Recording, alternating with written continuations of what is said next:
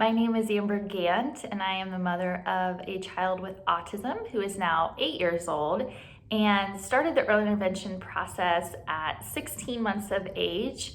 We originally reached out to early intervention because we noticed that when my son was crawling upstairs, he was doing this hip swivel type movement. And we had also known at the time that he had diastasis recti, which meant that his muscles in his core were not attached. And so we weren't sure how that would impact him motor-wise and thought we would reach out to early intervention and get some input from a physical therapist about things we might be able to do in our home, as we knew that his motor skills he was meeting his milestones, but we weren't sure if this was something that might impact him down the road and wanted to just make sure. I also knew at the time that his language was probably borderline delayed, and so we decided to call and get some feedback from an early intervention team. So I will say that from the time of the initial visit and the assessment, the entire team really made us feel that we were seen and heard as the experts about our child. And at every step of the way, that continued through transition to Part B preschool. So when we had first met with our service coordinator and the assessment team, they really wanted to know all about our family and the way our family works and who is part of our family in our home environment and our family's strengths that we could bring to help support our child. And it was really awesome to have that connection from day one, because I feel like we always felt empowered to make decisions and be part of those conversations as a team member and maybe even the leader of the team. When we ended up starting the process after assessment, my son was actually given a speech therapist, and because of his language delay, which actually continued, there was a bigger gap throughout the time we were in early intervention with his language.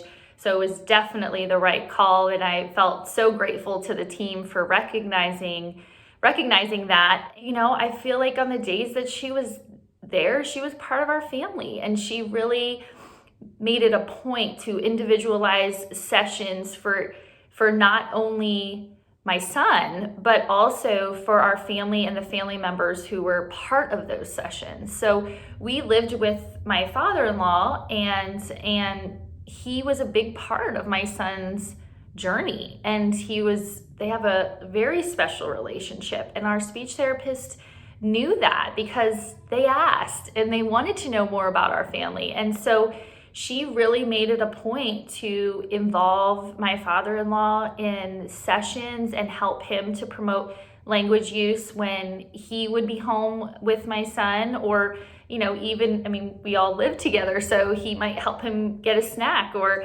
other things like that. And she really worked with all of us. And my daughter also was a big part of the sessions, and she made it a point to do that as well. And that's what I love about early intervention, is it meets families where they're at and helps families be a family and overcome challenges as a family. And my daughter playing with my son was sometimes a challenge, and she was able to gain tools to be able to use while playing with my son. So, yes, my son was learning and growing and developing, but we were all learning and growing in ways to not only support him, but interact with him and make him a bigger part of our family experiences that might have been a challenge in the past due to sensory challenges that we noticed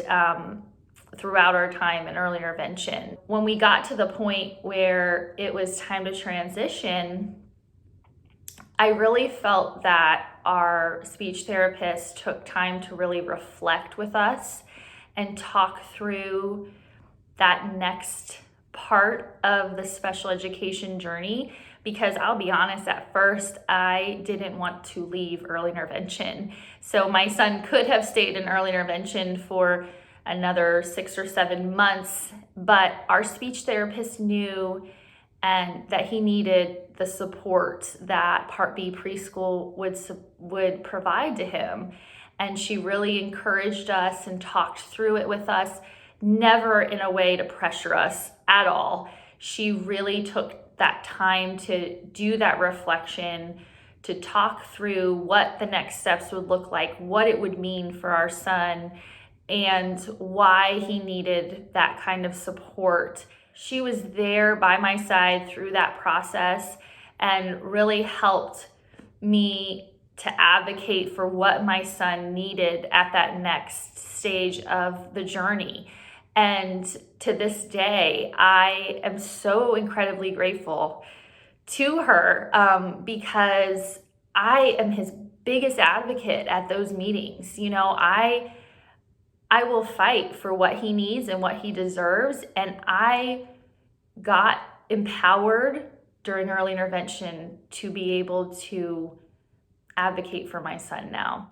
I just can't say enough about the early intervention process, but it was from the start to the end.